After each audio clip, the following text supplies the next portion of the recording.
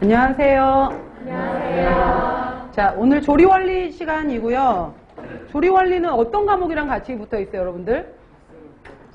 조리원리는 2교시 시험지 중에서, 그러니까 1교시의 영양학 생화학, 1교시의 영양학 생화학, 그 다음에 영양교육, 생리학, 식사요법이 있었고, 2교시 시험지로 들어오게 되면은 2교시에 식품학, 그 다음에 및 조리원리 이렇게 들어가요. 그래서 여기 이 과목에 이제 40문항짜리로 들어가게 되는데, 식품학에 같이 들어가는 과목이 식품화학이 같이 들어가게 되고요. 그 다음 조리원리, 여기에 들어가는 것 중에 이제 실험조리라고 하고, 그 다음에 뭐 실험조리도 해보고, 여러분들 조리과학 실험도 해보셨잖아요.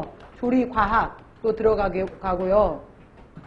그 다음에 식품 가공도 해보셨죠. 가공이라는 과목도 있었는데, 가공 및 저장학 이렇게 해서 이것들이 다 들어가요. 그 다음에 식품 미생물학, 미생물까지 들어가게 되는데, 그래서 과목이 굉장히 많잖아요. 그래서 식품학 및 조리원리지만은 그 전에, 그러니까 바뀌기 전에도 식품학, 조리원리, 그때는 식품 미생물 이렇게 해서 이제 크게 50문항이었었는데, 그때도 보면은 식품학 문제가 22문제 정도, 그 다음에 조리원리 문제가 22문제 정도, 그 다음에 이 식품 미생물학 쪽에 해당이 되는 문제가 6문제에서 작게는 6문제, 많게는 10문제 정도까지 나와요. 근데 미생물 파트 같은 경우에는 6문제, 10문제, 아마 이제 지금 정도는 5문항 정도가 나올 텐데, 이 5문항 때문에 이 과목을 공부하기가 양이 너무 많은 거예요. 그래서 미생물 파트는 아마 따로 과목이 없어요. 강의를 하진 않는데, 미생물 같은 경우에도 크게 이제 뭐 미생물을 분류하는 것이 나오고, 그 다음 미생물의 이제 성장과 관련된 생식 인자라든지 이런 게 있고,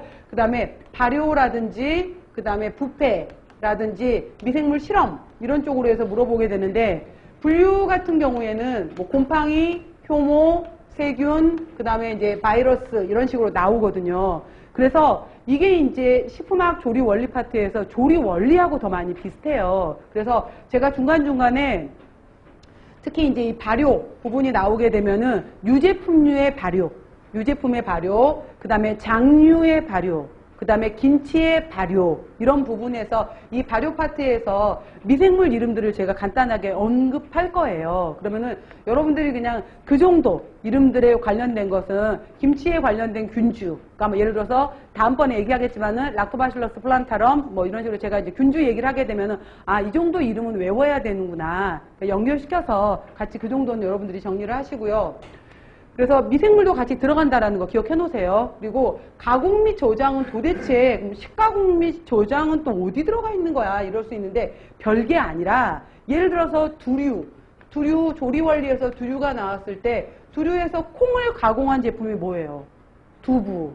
두부 문제가 나온다든지 우유에서 우유를 응고시킨 것이 뭐가 되는 거예요? 치즈. 그런 문제예요. 그러니까 뭐 전혀 다르게 가공 및 저장학까지 들어간데 이게 아니라 뭐 치즈 문제, 버터 문제, 두부 문제를 이런 식으로 이제 가공 및 저장학이라는 이름을 붙인 거구나라는 정도로 보시면 되는 거예요. 그래서 식품학, 조리원리, 이제 미생물 이렇게 들어가게 되는데, 특히 여러분들이 이제 조리원리 같은 경우에는 그나마 쉽게 생각을 했었어요, 지금까지. 그래도 조리는 쉬운 거 아니야? 라고 하는데 조리 쉽지 않아요, 여러분들. 그러니까 시험으로 들어가는 과목들이 쉬운 건 하나도 없잖아요. 사실 쉬운 건 없는데 조리원리 같은 경우에가 이게 조리 과학에 가까워요, 과학. 그러니까 단순하게 들어가는 것이 아니라 과학적인 기전을 가지고서 들어가는 거기 때문에 오히려 식품학 베이스가 없으면은 문제 풀기가 굉장히 어려워요. 그래서 식품화학, 여러분 별로 좋아하진 않죠. 식품학, 생화학, 생리학, 굉장히 머리 아파하는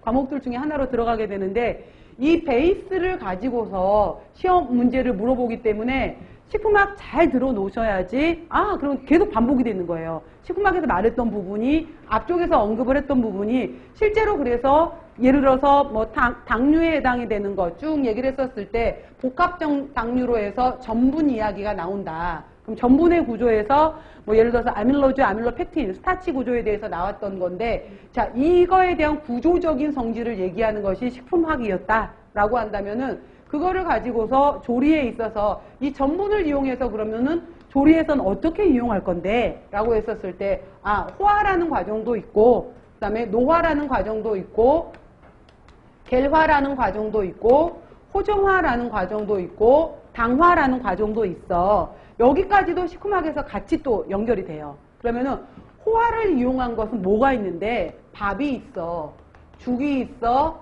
떡이 있어 라고 한다면은 이제 조리에서는 그럼 밥이 되는 원리는 무엇이야?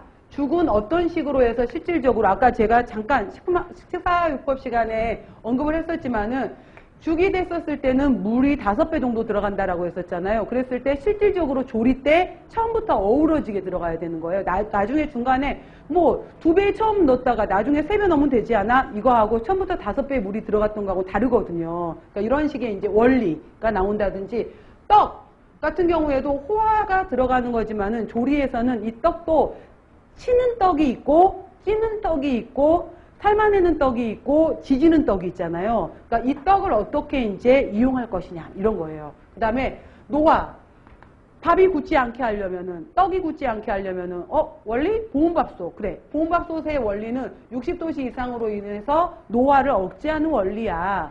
햇반 뭐 여러 가지 아예 떡을 양이 굉장히 많아. 그럼 처음부터 냉동을 해버리는 방법도 있겠죠. 뭐 이런 식으로 해서 이제 노화를 억제하는 원리.